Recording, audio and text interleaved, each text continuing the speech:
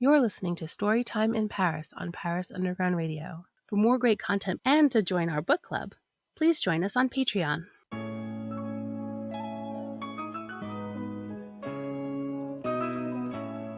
Since well before Victor Hugo looked up at Notre Dame and thought, what if a hunchback lived in there? Authors have been inspired by Paris. Welcome to the Storytime in Paris podcast on Paris Underground Radio, where we keep that tradition alive by showcasing an author with a French connection in each episode. Every episode will feature 5 questions asked by you, our author's biggest fans, and answered live on air. Then our authors will treat us to a reading of an excerpt from their book. I'm your host, Jennifer Garrity. Would you like to join the Storytime in Paris book club? Head on over to patreon.com/Paris Underground Radio and stay tuned to the end of this episode for more information.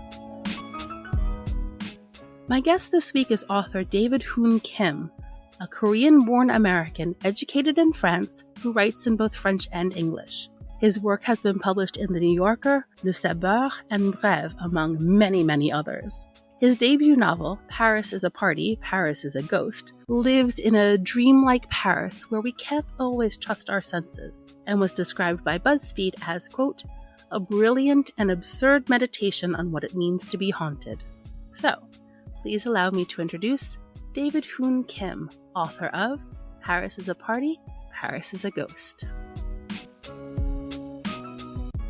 Hello, David. Thank you so much for joining me today. Thanks for having me. Can you start by telling us a little bit about who you are and what you do? So I'm the author of Paris is a Party, Paris is a Ghost, which is my first book of fiction. I actually did most of my studies in France, and so in addition to writing in English, I also write in French, and I have published mostly short fiction in French and a couple of essays here and there. So I think that's more or less my background in a nutshell. Can you tell us a little bit about Paris is a Party, Paris is a Ghost?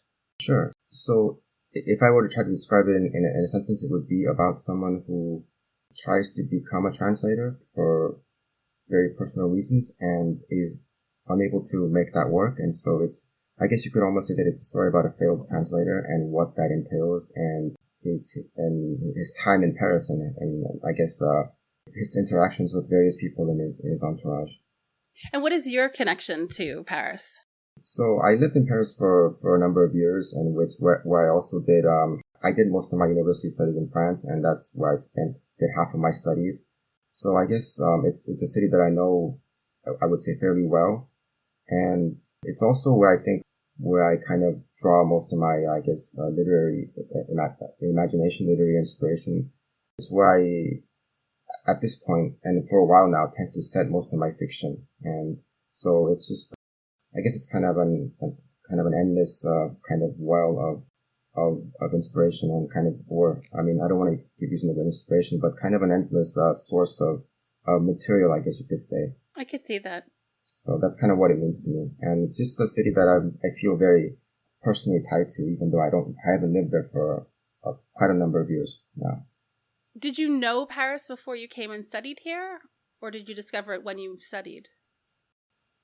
I guess I initially went there because of my studies, because I was working on my thesis. And so I found someone that a thesis director to work with, and it just kind of happened like that. And it seemed like at that point I lived in several other cities in France for several years, and while I liked my time there, I kind of wanted to move on at the time, and so I guess it was a natural kind of destination for me, since it is the capital of France and so on. So, but I guess I never really, dreamed about living there or anything like that. It was just a kind of a place that I could end up at, an interesting place at the time.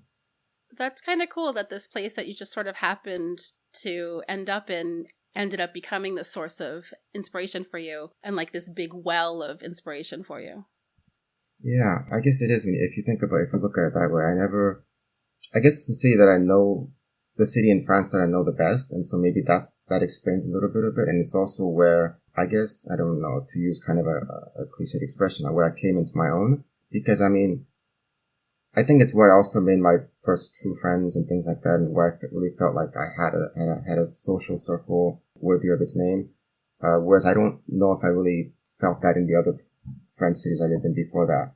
where I was still, I guess, trying to like find myself or whatever. So it just, yeah, I guess that's why it means so much to me, because there was a lot of firsts for me there, my first friends and so on. I guess you could even say my first romantic relationships that I experienced there. And so it's just kind of, all those things. Where I first started writing fiction, I guess. Yes. And so all these things, a lot of firsts. So it was kind of, that's where I kind of, I guess, decided to become a writer. I was attending a lot of writing workshops in Paris, writing workshops with other French aspiring writers, because while studying there, there's a lot of these workshops you can attend to for free, and it's a great way to meet people, other aspiring writers, and it's just a great way to try writing little texts in French. Naturally in French because it's with other French students, so it's not to practice my French, it's just to kind of write fiction, if that makes sense. Yeah, that's interesting. So I've compiled some questions for you, and this is the first question. So the main character of the book was born in Japan, grew up in Denmark, and then studied in Sweden and France. So he speaks at least 3 languages fluently. And you yourself, if I'm not mistaken, you were born in Korea, then grew up in America, and then studied in France. So how many languages do you speak? I speak 3 languages. 3? Okay. I guess kind of like my character, but not the same 3, obviously. And you could even say that he probably speaks fluent Swedish too, since he did part of his schooling there, which is pretty normal for Yeah, and he seems to have familiarity with Italian too. Well, no, I guess that's the one language that he doesn't really speak, so he kind of feels it's a different experience for him when he arrives in Rome to, for once, not really understand the language around him. So I would say at least 4 languages he speaks fluently, so more than me. Yeah. So I've read a lot of these studies that say that our personalities change when we speak different languages. Do you find that you're drawn to different writing styles when you're writing in different languages or different subject matters? I think so. I think in terms of style, I think as far as I can tell, tend to want to write longer sentences in French, and whereas I think in English I tend to write shorter sentences to kind of talk about it very prosaically. I mean, that's what comes to mind, and I also tend, in terms of subject matter, I think when I first started attending those creative writing workshops in Paris, I found myself setting my stories in the US when I was writing in French, rather than writing about France in French, which seemed a bit too intimidating for me at the time, I think. Whereas writing about the US, which was something that I like to think I knew better than the average French person, kind of gave me that kind of sort of a confidence, since I was already writing in a foreign language. So I think that's how it worked out. And then I went back to the US to do an MFA. I found that the stories I was writing in English were taking place in France, or mainly Paris, I guess, yeah. So it's kind of, in terms of that, so I guess it does kind of determine the subject matter. Although I find that when I'm writing, now that I've been living in the US for quite a while now, back in the US, I tend to find that even when I write in French, I write about it, my stories take place in France or Paris. So there is that kind of, the crossing doesn't really happen anymore. So it's just all about, it's really, I only write about France now. It's because it's such a subject that's like present in my mind. The farther I am from France, from Paris, the more I tend to think about it, I guess, in my fiction and so on. If that makes sense. So there's something about having the distance from the place that helps you to write about it. I think so, yeah. Yeah, I think so, definitely. Interesting. Is there a reason that you chose Denmark and Japan for the character's background? I don't know if it's more like something, it's more maybe the result of something that I didn't, because I was trying to avoid doing something else, for example. I didn't want to make him Korean. I didn't want to be a Korean American writer writing about a Korean character. It just seemed like, not that there's anything wrong with that, but it just seemed like I wanted to not have it be this sort of one-on-one autobiographical, semi-autobiographical kind of thing. So that's why I made him Japanese, because I still wanted him to be an Asian character. And Denmark, it's been a while since I wrote the first story that's part of the book, but I think I've always just, on a basic level, been interested in Scandinavian culture, and especially Denmark. And I guess maybe I didn't want to make him a French character, because I still wanted him to be a foreigner in France. And I didn't want him to be a Japanese American, for example, because then when you have that kind of, I didn't want it to turn into another American abroad kind of thing, kind of trope. Mm-hmm. I wanted to avoid what that kind of entails when you have that kind of setup situation. So I guess that's kind of why I made him a European minority. And so why not Denmark? Because I like the culture, and in some ways I think that it's not really Denmark that I wrote about. I did because I don't have a Danish background in any way, so everything was researched, but I didn't want to at the same time have this painstaking recreation of what a Danish person was, because it wasn't a historical or kind of a researched novel. So in a way it's kind of an imaginary Denmark, I guess, in the end. Yeah, if you want to put it that way. It makes sense as a place to layer the otherness that he feels. Yeah, sure, yeah. You could put it that way, yeah. A lot of your book is about mood and atmosphere, I think, more than, say, like a linear A to Z plot. And in a lot of ways, this is my favorite style of writing because it leaves so much open to interpretation, and it gives us as readers a real chance to like dig in and explore what's happening. And it reminds me in a lot of ways of like the films of David Lynch and a bit of the writing of Paul Auster, maybe. And you mentioned Danish folklore in the book. So I was wondering, can you talk about some of your literary and artistic influences and how they helped to create the writing style that you have? Sure. Those are very, very flattering comparisons, and I'm very glad that you mentioned them. Like, in terms of authors that I was inspired by, I guess if I have to name one, for example, it could be Murakami, for example. I think in my early days, I was reading more. I don't read him as much now. So maybe that was also why I made him a Japanese character, because of that. And I don't know, there's the presence of a cat in the plot at some point in the book, and maybe these were like unconscious little, the kind of absent character, the absent female character. I don't know. If I think about it retrospectively, maybe these are things that influenced me from Murakami. But I don't know. I guess if I talk about more current influences, there's actually a Belgian author that I think is Belgian that I read a lot of, Jean-Philippe Toussaint. And I like him a lot, and his way of writing things is I think his stories are more maybe cohesive than mine. They're more like because in a way, my book is actually, I wrote it as a collection of short stories. It's not really a novel, even though the publisher put that on the cover, but it's really a collection of short stories. But anyways, to go back to Jean-Philippe Toussaint, I think what I like about his books is that he's able to write about very daily things. Like, for example, one of his books is about going to China to get a short film made, and it's just really kind of almost a banal unfolding of what that entails for him to go there and to have this film crew make this film based on something I would call like a script he wrote, or like a kind of a treatment. And so it's very minute the way he writes about these things, and it's also very, very ordinary, and there isn't much of a plot. There's a lot of reflections. There's a lot of him wandering around China, kind of meeting people. They're very kind of almost random encounters, the way I guess it happens in your life. And I guess that's what I was trying to convey in these kind of vignettes that comprise my book. So he is definitely an influence. Yeah, that's who comes to mind, I guess, right now, for whatever reason. It's possible another time, if you were to ask me the question, I would name someone else.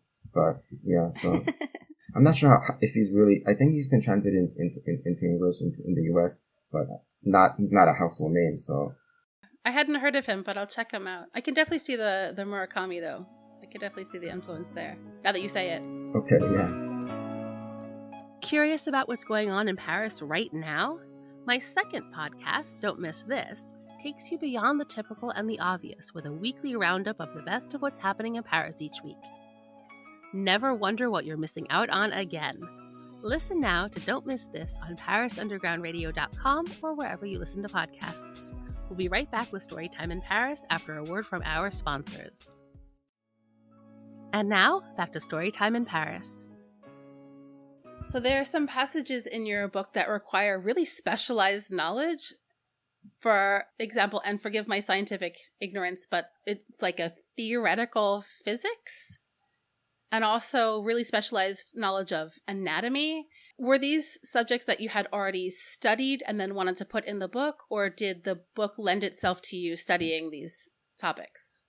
So I think for the theoretical physics, you're talking about the first story in the book. And I guess in that case, I didn't do much research because I actually worked as a technical translator in Paris at the time. And so I've translated technical documents, including documents similar to that. And so it didn't really require a lot of research for that. But for the anatomy, yes, I did do a lot of research for that. Probably too much research because it was actually for kind of a longer project. And so it kind of became, I ended up with this kind of short story about anatomy class. And so I don't think it's kind of accessory to the story. I think I don't think, not knowing anything about anatomy or medical school, it doesn't really hinder you from understanding what's going on. But so yeah, definitely I did a lot of research for that on the other hand. Not at all. I don't think you need to know about these subjects, but I also think if you wrote a whole book about a theoretical physicist or a whole book about an anatomist, like, I would believe everything that you said, because it just seems like it's very well, I guess, researched and well detailed, well described. Oh, well, I'm glad to hear you say that. Yeah, like I said, I think too much research, I think maybe, but that I did. A major theme in this book seems to be about our sense of identity and how maybe our sense of self doesn't always match how other people see us. So the main character, being born in Japan and raised in Denmark, he has to deal with not looking like anyone around him there, but then he comes to France and doesn't look like, everyone thinks he's Korean. So he has to then also not only defend his Danishness, but also his like Japanese-ness. So I feel like this sense of disconnect plays out a lot in the book, of how other people see us versus how we match up to their expectations of us. And I feel like that has a bit to do with the ghost idea in the book. You can tell me if I'm wrong, but this idea of being a ghost comes up a lot, and I feel like maybe it's in that disconnect. Can you talk a little bit about that disconnect, and maybe whether you had experiences like that when you were living here? Yeah, I think it's interesting. Well, first of all, I find it interesting that you make a connection between the ghostiness or being a ghost with being the sort of disconnect between his inner identity and how people perceive him. I'm not sure if I ever made that connection myself. So I'm glad that, because it does actually make sense. But to answer your question about, I'm sorry, what was the question again? I kind of lost the thread. The question was about that sense of being a ghost, and also whether you had experiences like that when you were here. Right. Yeah, definitely. I think I had that living in Paris as an Asian. I think it's I definitely think it's different being an Asian in Europe as opposed to being an Asian in the US. And I think that's one of the things that I was trying to explore with the kind of European Asian character. I just think you're just much more visible as an Asian in Europe. I can only speak for France and for Paris, but I think I felt much more of a visible person than I do in the US, especially living in California, for example, where there's a huge Asian community, Korean American community, etc. So I guess I was trying to kind of pinpoint that difference, like what is, or not pinpoint it, but kind of describe it, just kind of as part of the description, part of the writing, like what it's kind of like to be an Asian European, because I don't really see a lot of fiction about Asian European characters, even in France, much less in English. So, like, as a supplementary answer to your why I made him a Japanese character. So, and also, speaking of ghosts, I guess I also wanted to explore how it's different to be an Asian European and to be an Asian who is studying in France, who came from an Asian country like Fumiko, who is, so though we don't see much of her, I realize, who is a kind of just a Japanese person from Japan, which Henrik, the main character, can never be. And so I just kind of wanted to kind of play on these differences of mentalities, differences of what that's like, because I mean, from what we see of Fumiko, she doesn't really have an identity crisis. It's more like she's just she has mental issues, she has kind of depression and so on, but it's not an identity, I wouldn't say crisis, but kind of struggling with that the way the main character does. Yeah, and you explore that a lot too, about how she kind of thinks that they're together because they're both Japanese in a way. They've got that similarity, but for Heinrich, he feels more Danish than Japanese, so for him it's another layer of disconnect. Definitely. Yeah, it's a much more complicated question for him than for her.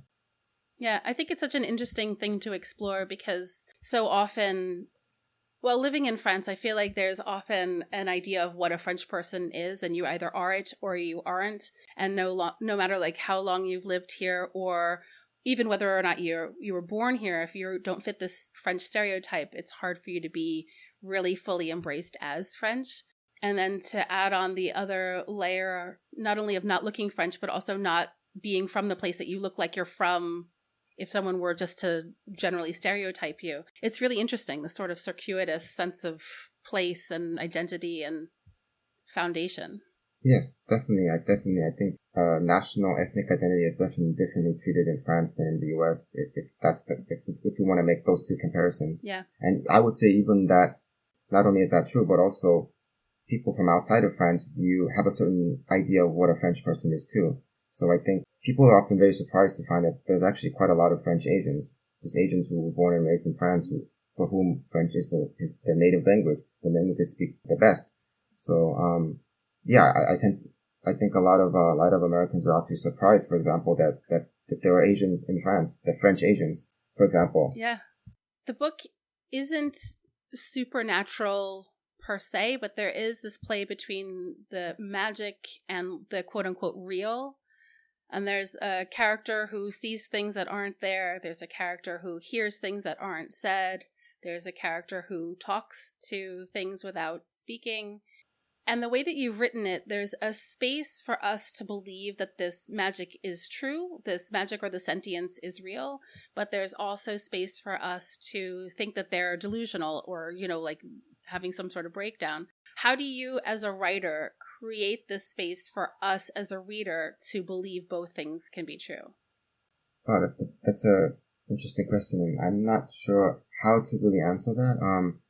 It's just the kind of, I guess you could say on a very basic, simple level, it's just kind of the way I write, maybe. I'm most interested in things that kind of could be real but aren't real. There's like an ambiguity between what's possible and what isn't possible.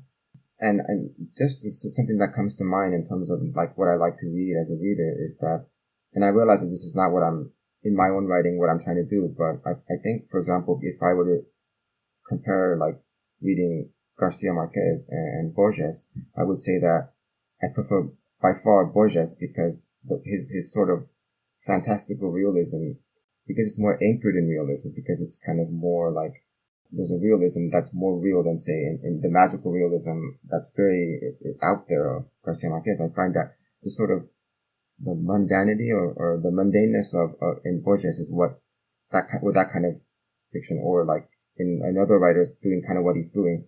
There's also another writer, George Cazares, who's kind of doing this kind of the same thing. I prefer that kind of fantastic writing. And so I think in a way, that's what I'm trying to do on an even lower scale, like with even more realism and even less fantastic. But I guess just the ambiguity is what interests me. The ambiguity and the kind of, the room that allows, I guess, the blending of the worlds. Yeah, the blending, and also just the kind of intermediary space, the kind of between like the real and the fantastic.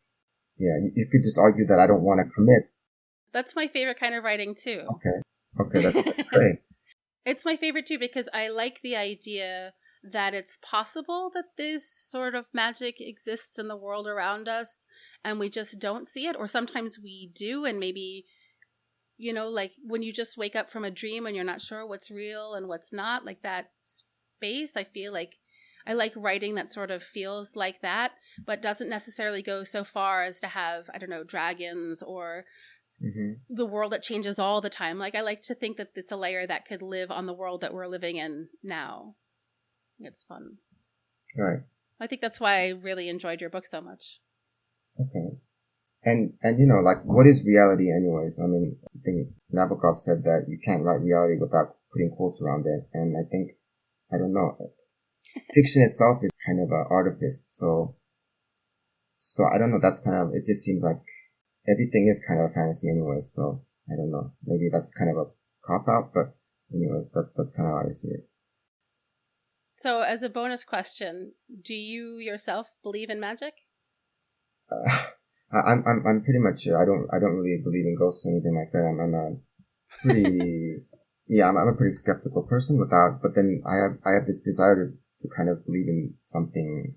I guess, I'm just kind of, I like the possibility. I like the kind of potential for that otherness. So. Fabulous. Well, all right. So I think we're going to play a clip from the book. Is there anything that we need to know contextually before we do?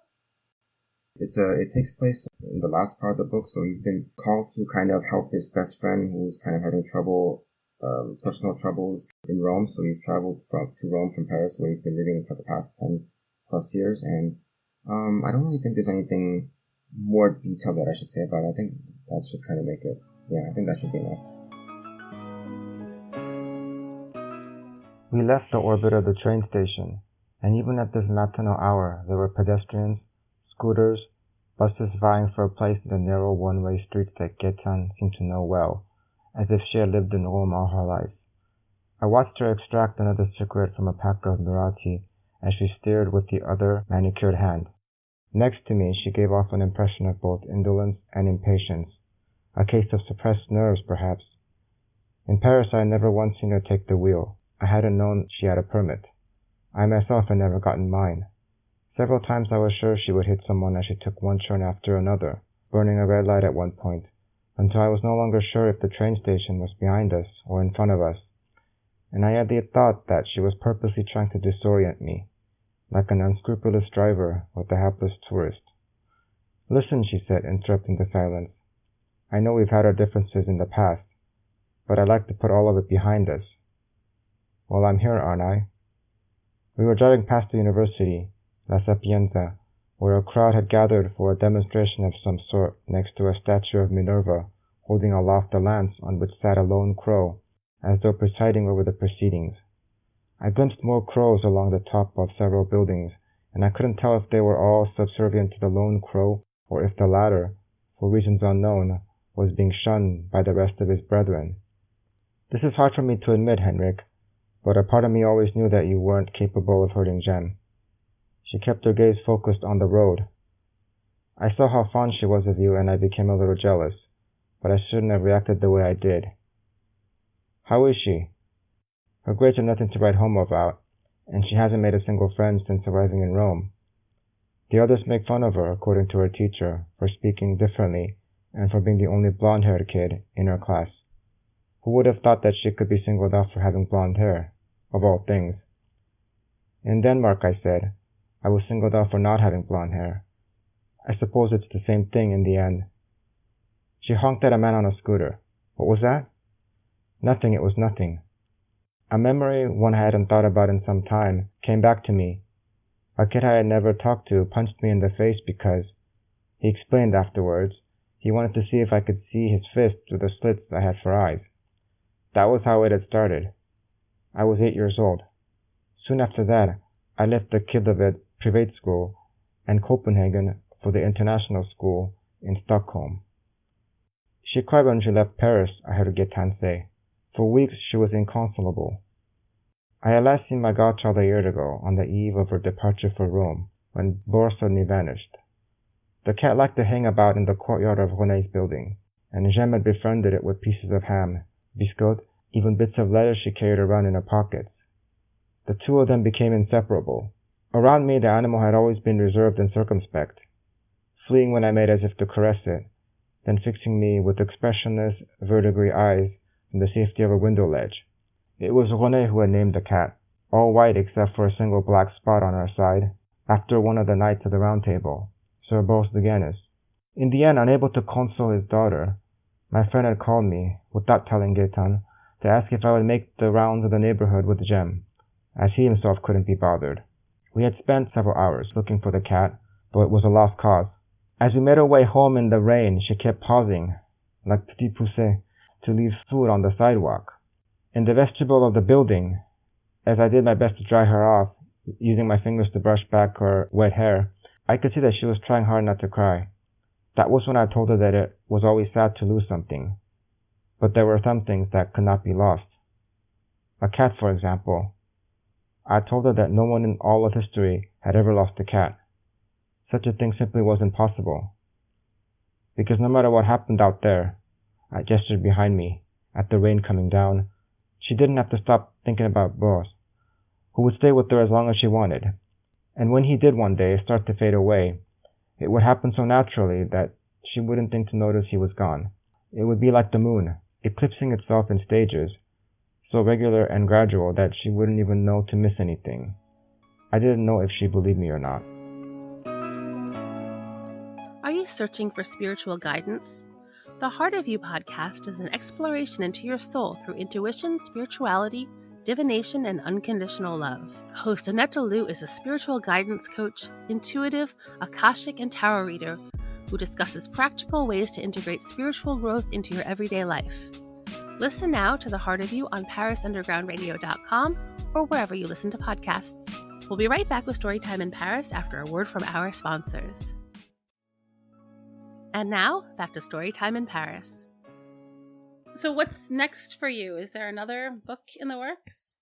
Yeah, I'm working on things, short pieces, and that I'm submitting that I've been publishing, and I'm also working on a longer project, which is kind of weighing on me. So like I said, I also write in French, so I've been publishing like pieces that I writing in French here and there in French reviews and also Telegram reviews. And so that's more or less it, I guess.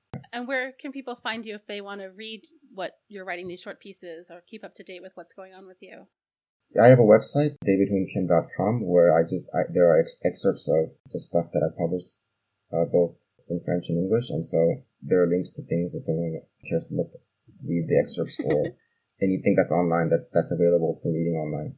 Perfect. And I'll include a link to that so people can find you really easily. Great. Okay. Thank you so much. This was wonderful. Thank you so much for taking the time. Thanks for having me. It was a pleasure. Thank you again to David Hoon Kim for such an interesting conversation. You can find David at davidhoonkim.com. Please join me next week when my guest will be author Michelle Wright. Check back next week to see if your questions have been answered and to hear a reading from her book, Small Acts of Defiance.